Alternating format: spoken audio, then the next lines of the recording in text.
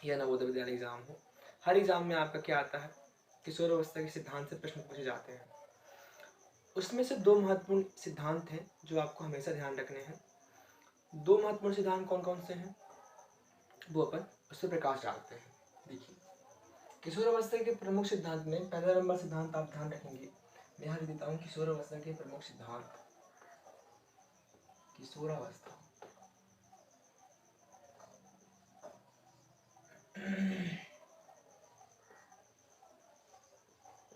किशोरावस्था के प्रमुख सिद्धांत, ठीक है।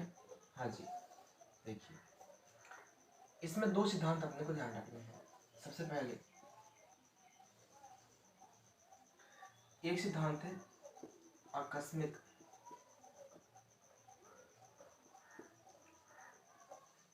विकास, आकस्मिक विकास का सिद्धांत।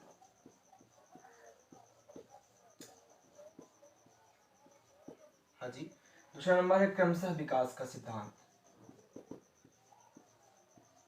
दो ही सिद्धांत हैं और इन दोनों सिद्धांत से पूछ लेता है किसने किसको, क्रमशः विकास का सिद्धांत, ठीक है। आकस्मिक विकास का सिद्धांत एक एक करके दोनों को पढ़ेंगे, ठीक है जी।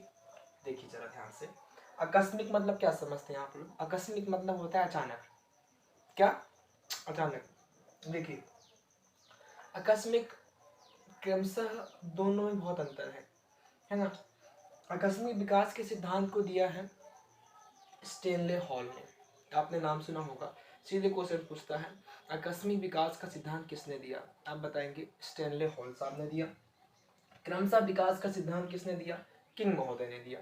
ध्यान दीजिएगा, आकस्मिक स्टेनले, आकस्मिक सा आ रहा है, ठीक है ना, ये सा आ रहा है, आकस स्टे आधा शाही से बन गया आपका स्टेनले हॉल। क्या बन गया? Stanley hall. और कुछ ज्यादा नहीं है। क्या आकस्मिक विकास का सिद्धांत? ये कहता है आकस्मिक विकास के सिद्धांत के अंतर्गत हम देखते हैं कि किशोरावस्था में होने वाले परिवर्तन अचानक होते हैं। उन परिवर्तनों का संबंध न तो शैशवावस्था से होता है न बाल्यावस्था से होता है। अर्थात बालकों का जो किशोरावस्था होता है ना, वो एक नया जन्म होता है, ठीक है। और इसमें होने वाले परिवर्तन पूर्णतः नए होते हैं, उनका संबंध किसी पुरानी अवस्था से नहीं होता। आया समझ में? तो स्टैनले हॉल जी कहते हैं कि आकस्मिक विकास के सिद्धांत के अंतर्गत किशोरावस्था में होने वाले परिवर्तन, किशोरावस्था में होने वाले परिवर्तन आकस्मिक होते हैं, अचानक होते हैं। क्या होते हैं? अचानक।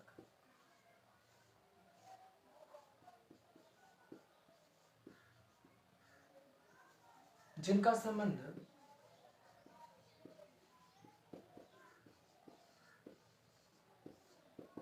ना तो शैशवावस्था से होता है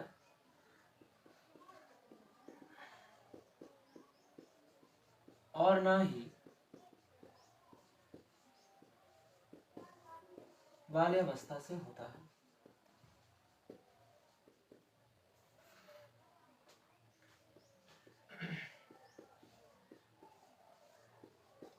अर्थात किशोरावस्था बालक का नया जन्म माना जाता है। देखिए, किशोरावस्था में होने वाले परिवर्तन अचानक होते हैं जिनका संबंध ना तो शैशवावस्था से और ना ही बाल्यावस्था से होता है। अर्थात किशोरावस्था बालक का नया जन्म माना जाता है। आया समझ में? किसने दिया है इसे? स्टैनले हॉल ने। कैसे याद रखेंगे? आकस्मिक में आधा सा आ रहा है, स्टैनले में भी आधा सा आ रहा है। क्लियर? ये क्या है? स्टैनले हॉल का कथन था। अब क्रमशः विकास के सिद्धांत के अंतर्गत आप देखेंगे, इनका जो सिद्धांत है ना, किंग महोदय साहब ने दिया। तो इस सिद्धांत के अंतर्गत क्या है पता है आपको? इस सिद्धांत से मैं खुद इंस्पायर हूँ बहुत ज्यादा। क्यों? क्योंकि ये क्रमशः विकास को बताता है। अर्थात जो परिवर्तन होते हैं ना, वो क्या होते हैं? एक निश्चित क्रम में होते हैं। उनका संबंध पुराने जो अवस्थाएं थी उनसे होता है। अब क्रमशः विकास का सिद्धांत क्या कहता है? देखिए, क्रमशः विकास के सिद्धांत के अंतर्गत हम देखते हैं कि किशोरावस्था में होने वाले परिवर्तनों का संबंध शैशवावस्था और बाल्यावस्था के गुणों पर ही आधारित होता है। कैसे? किंग महोदय ने कहा है कि जिस प्रकार एक नई ऋतु के बाद अर्थात एक नई मौसम के बाद दूसरी ऋतु का आगमन होता है, परंतु उसमें पहली वाली ऋतु के कुछ गुण परिलक्षित होने लगते हैं अर्थात प्रदर्शित होने लगते हैं। इसी प्रकार से किशोरावस्था के भी आगमन से पहले बाल्यावस्था में ही किशोरावस्था के परिवर्तनों की जो है कड़ी दिखाई देने लगती है। किसमें? क्रमशः विकास के सिद्धांत के अंतर्गत किशोरावस्था में। अर्थात ये परिवर्तन ये किसने दिया है? किंग महोदय ने। किसने दिया है? किंग महोदय ने। ये परिवर्तन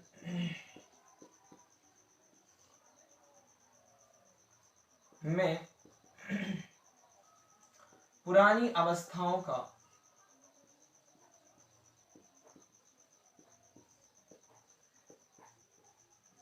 संबंध होता है। जिस प्रकार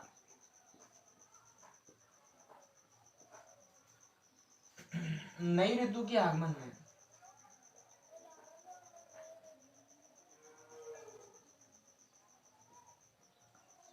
आगमन से पहले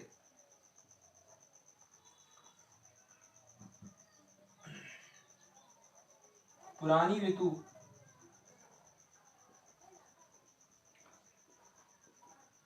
में ही नई ऋतु के लक्षण दिखाई देने लगते हैं।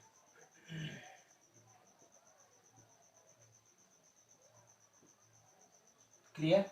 ये क्या है? क्रमशः विकास का सिद्धांत है। आया समझ में? दोनों सिद्धांत, आकस्मिक विकास का सिद्धांत स्टैनले हॉल ने दिया, क्रमशः विकास का सिद्धांत किंग महोदय ने दिया। क्लियर? दोनों सिद्धांत आपको पता होने चाहिए। चलिए, इसको आप स्क्रीनशॉट कर लेंगे। अब इसके बाद में कुछ परिभाषाएं हैं जो आपको लिखवाना चाहूंगा, जो एग्जाम में पूछे जाते हैं। ठीक है जी, चलिए।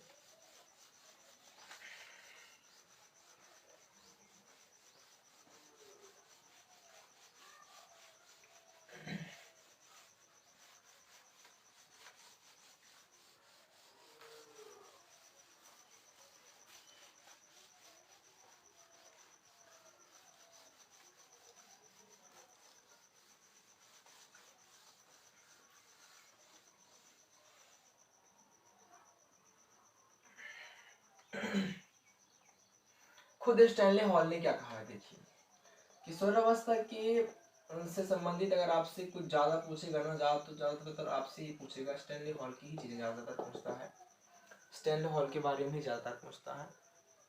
तो स्टैनले हॉल ने एक परिभाषा दी, बहुत इंपॉर्टेंट परिभाषा है। किशोरावस्था जो है बहुत ही संघर्ष या तूफान की अवस्था माना है। किसने? स्टैनले हॉल ने। किशोरावस्था को संघर्ष की या तूफान की अवस्था किसने कहा है? आप बताएंगे। स्टैनले हॉल ने किशोरावस्था को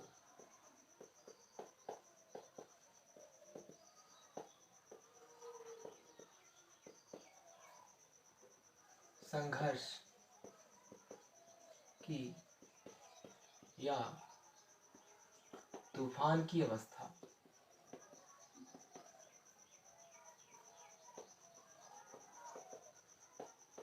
किसने कहा है? अवस्था माना है। किसने? स्टैनले हॉल ने। आपको याद है मैंने प्रीवियस क्लास में हेडो कमेटी की रिपोर्ट के अनुसार किशोर अवस्था की परिभाषा बताई थी, आपको याद है? जरा गौर फरमाइएगा, मैं डिस्क्रिप्शन बॉक्स में उसकी लिंक दे दूंगा। देखिए उन्होंने कहा था कि 11 या 12 वर्ष की उम्र में बालक और बालिकाओं की नसों में ज्वार उठता है और इसी को किशोर अवस्था माना गया था। यदि निश्चित समय में उन ज्वार का प्रयोग कर लिया जाए एक निश्चित लक्ष्य को प्राप्त करने के लिए, तो बच्चा या बच्ची निश्चित ही सफलता प्राप्त कर लेता है। क्लियर? देखिए आने से आपको समझ में आना चाहिए। उसी के अनुसार ही एक किशोर अवस्था को संघर्ष की तूफान की अवस्था किसने माना है? स्टैनले हॉल ने। क्लियर हो गया? चलिए, तो यही इम्पोर्टेंट क्या था, परिभाषा थी जो पूछा जाता है एग्जाम में।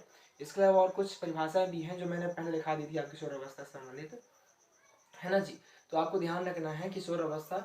आज हम जो है विकास की प्रमुख अवस्थाओं को यहीं पे समाप्त करते हैं। सबसे पहले अपने देखा था शैशवावस्था, जिसकी आयु हमने मानी थी जन्म से लेके 6 वर्ष तक की। फिर बाल्यावस्था की आयु मानी थी 6 वर्ष से लेके 12 वर्ष तक की, और 12 वर्ष से लेके 18 वर्ष तक की आयु होती है आपकी किशोर अवस्था की। क्लियर जी? हाँ जी। शैशवावस्था में सबसे ज्यादा विकास होता है शारीरिक मानसिक क्षेत्रों का, है ना जी। उसके बाद बाल्यावस्था हमने देखा था मानसिक स्तर सबसे तेज होता है, परंतु किशोर अवस्था में सर्वांगीण क्षेत्र का विकास हमें देखने को मिलता है। ठीक है जी। विकास क्या है? विकास जो है गर्भावस्था से शुरू होकर मृत्यु पर्यंत तक चलता है, परंतु वृद्धि जन्म के पश्चात ही शुरू होती है। दोनों में बेसिक अंतर होना चाहिए आपको पता। विकास जो होता है सर्वांगीण क्षेत्र को लेके चलता है, वृद्धि केवल शारीरिक या भौतिक आवरण को लेके चलता है। ठीक है? हाँ जी। तो आज की चर्चा हम यहीं पे समाप्त करते हैं। अगली क्लास में हम फिर से एक नई विषय को लेकर प्रस्तुत होंगे। तब तक के लिए आप सबसे अलविदा चाहूँगा। हंसते रहिए, मुस्कुराते रहिए, पढ़ते रहिए, पढ़ाते रहिए। यदि चैनल में हैं तो लाइक, चैनल में नए हैं तो लाइक करिए, शेयर करिए, सब्सक्राइब करिए। धन्यवाद।